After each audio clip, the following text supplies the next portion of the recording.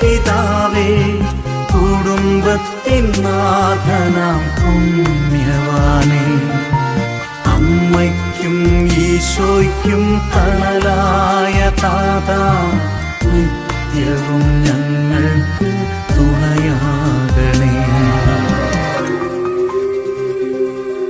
October മാസം മുഴുവൻ ജപമാലകൾ ചൊല്ലി ഉണ്ണീശോയ്ക്കായി ഹൃദയങ്ങളെ ഒരുക്കുന്ന സെന്റ് ജോസഫ് കുടുംബം നവംബർ മാസത്തോടു കൂടി ലോകരക്ഷകനായ ഉണ്ണീശോയുടെ ജന്മദിനം അനുസ്മരിക്കുന്ന ഡിസംബർ 25 മുമ്പ് തന്നെ ക്രിസ്തുമസിനുള്ള ഒരുക്കങ്ങൾ ആരംഭിക്കുന്നു.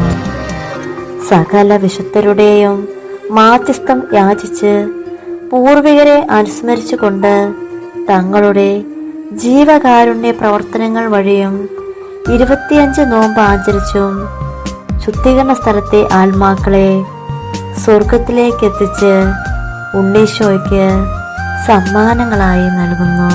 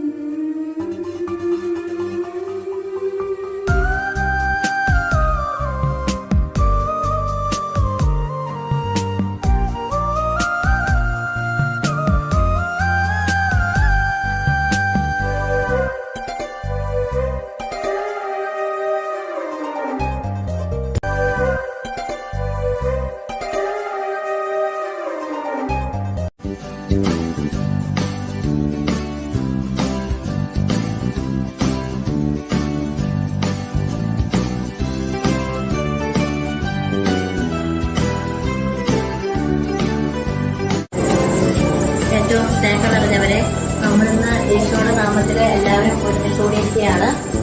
നമുക്ക് അറിയാലോ, നമ്മുടെ എല്ലാ ആഘോഷങ്ങളും വിശുദ്ധ ഗ്രന്ഥത്തിൽ അധിഷ്ഠിതമാണ്. അപ്പൊ അതുകൊണ്ട് നമുക്ക് വിശുദ്ധ ഗ്രന്ഥത്തിലൂടെ നമുക്കൊന്ന് നോക്കാം. വിശുദ്ധ മത്തായിയുടെ സുവിശേഷം അധ്യായം 2. ഹെരോദേസ് രാജാവിന്റെ കാലത്ത് യൂദയായിലെ ബത്ലഹേമിൽ യേശു ജനിച്ചപ്പോൾ പൗരസ്ത്യ ദേശത്ത് നിന്ന് ജ്ഞാനികൾ ജെറുസലേമിലെത്തി. അവർ അന്വേഷിച്ചു, എവിടെയാണ് യഹൂദന്മാരുടെ രാജാവായി ജനിച്ചവൻ? ഞങ്ങൾ കിഴക്ക് അവന്റെ നക്ഷത്രം കണ്ട് അവനെ ആരാധിക്കാൻ വന്നിരിക്കുകയാണ്. നമ്മൾക്ക് ഈ വചനഭാഗം കേൾക്കുമ്പോൾ നമുക്കൊരു കാര്യം മനസ്സിലാക്കാൻ സാധിക്കും. ഒരു നക്ഷത്രം കണ്ട് അവർ തിരിച്ചറിയുകയാണ്, എല്ലാം വേദനിക്കുന്നവർക്ക്, അല്ലെങ്കിൽ ഈ ലോകത്തിന്റെ തന്നെ ഒരു രക്ഷയാണ്, അവർക്ക് രാജാവായിട്ട്, യഹൂദന്മാരുടെ രാജാവായിട്ട് ജനിച്ചിരിക്കുന്നു എന്നുള്ള ഒരു വലിയൊരു ഉൾക്കാഴ്ച അവർക്ക് ലഭിക്കുകയാണ്. അതെങ്ങനെയാണ് അപ്പോൾ ഈ നക്ഷത്രം കണ്ടിട്ട് അവർക്ക് അങ്ങനെ തോന്നാൻ ഇടയായത്? അവര് ജ്ഞാനികളായിരുന്നു എന്നാണ് പറയുന്നത്. അപ്പൊ നക്ഷത്രം ശരിക്കും പറഞ്ഞാൽ നമുക്ക് ഒരു പ്രത്യാശയാണ്, ഒരു പ്രത്യാശയുടെ സൂചനയാണ്. നമ്മൾ ഡിസംബർ 25-ാം തീയതിയാണ് ഈശോയുടെ ജന്മദിന തിരുനാൾ നമ്മൾ ആഘോഷിക്കുന്നത്. അതിന് മുന്നോടിയായിട്ട് ഇന്ന് നമ്മളെല്ലാവരും ഒരുമിച്ച് ചേർന്ന് ഈ നക്ഷത്ര ദീപം തെളിക്കുമ്പോൾ നമുക്കൊരു വലിയ പ്രത്യാശയാണ്. നമ്മുടെ ഇരുൾ നിറഞ്ഞ ഈ ജീവിതത്തില് നമുക്ക് ഈശോ, ഒരു ലോകത്തിന്റെ പ്രകാശമായി ഭൂമിയിലേക്ക് വന്ന ഈശോ നമ്മളിലേക്ക് വരാനായിട്ട്, നമ്മൾ അവിടുത്തെ സ്വീകരിക്കാനായിട്ട് നമ്മൾ ഒരുങ്ങാൻ വേണ്ടി പോവാണ്. നമ്മൾ ആ ഒരുക്ക ശുശ്രൂഷ എന്നുള്ള ഒരു നിലയിലാണ് നമ്മൾ ഇന്ന് ഒരു സ്റ്റാവ് നമ്മൾ കത്തിക്കുന്നത്. നക്ഷത്ര ദീപം തെളിച്ചു കഴിയുമ്പോൾ നമ്മൾ ലോകത്തിന്റെ പ്രകാശമായിട്ട്, ലോകത്തിന്റെ ദീപനാളങ്ങളായിട്ട് മാറാനായിട്ട് നമുക്ക് എല്ലാവർക്കും ഒരുങ്ങാം. ആ ഒരു പ്രാർത്ഥനയോടുകൂടി നമ്മുടെ രാജാതിരാജനെ ഈശോയെ സ്തുതിക്കാനായിട്ട് നമുക്ക് ഏവർക്കും ഒരുങ്ങാം.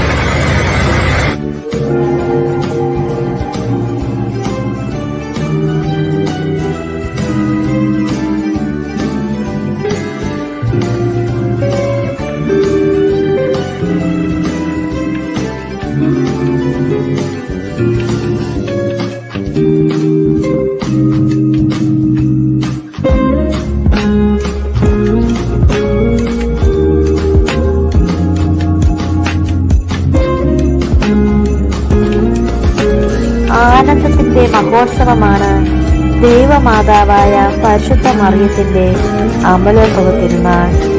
1476 ഫെബ്രുവരി മാസം 28-ന് സിക്സ്റ്റസ് നാലാമൻ മാർപ്പാപ്പ ലത്തീൻ സഭയിൽ ആകമാനം അമലോത്ഭവ തിരുനാൾ ആഘോഷിക്കാൻ അനുമതി നൽകി.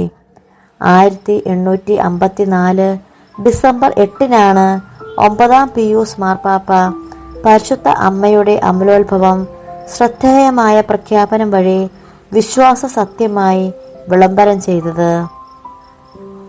അനന്യമായ ദൈവകൃപയാലും സർവശക്തനായ ദൈവത്തിന്റെ ആനുകൂല്യത്താലും മനുഷ്യവർഗത്തിന്റെ രക്ഷകനായ യേശു ക്രിസ്തുവിന്റെ യോഗ്യതകളെ മുൻനിർത്തിയും ഏറ്റവും പരിശുദ്ധയായ കന്യകാമറിയം അവളുടെ ഉത്ഭവത്തിന്റെ ആദ്യ നിമിഷം മുതൽ ഉത്ഭവ പാപത്തിന്റെ എല്ലാ മാലിന്യങ്ങളിൽ നിന്നും പരിരക്ഷിക്കപ്പെട്ടു. സഭയുടെ ജീവധാരയിൽ സുവർണ രേഖയായി മാറിയ ഈ കൃപാവചസ്സുകൾക്ക് കന്യകാമറിയം നേരിട്ട് സ്വർഗത്തിന്റെ സാക്ഷ്യവും നൽകി എന്നത് വിസ്മയാഭരിതം തന്നെ.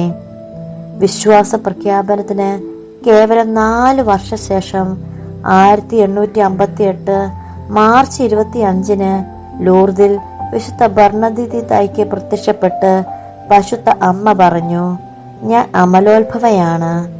കളങ്കമില്ലാത്ത കുഞ്ഞാടായ ഉണ്ണീശോയുടെ അമ്മയായ പരിശുദ്ധ അമ്മയുടെ അമലോത്ഭവ തിരുനാളും ഈ സ്നേഹ കൂട്ടായ്മയോടൊപ്പം സെന്റ് ജോസഫ് കുടുംബം ആഘോഷിക്കുമ്പോൾ ഹൃദയങ്ങൾ ഉണ്ണീശോയ്ക്ക് വസിക്കുവാനുള്ള ഇടങ്ങളായി രൂപാന്തരപ്പെടുത്തുവാൻ പരിശ്രമിക്കുകയും ചെയ്യുന്നു.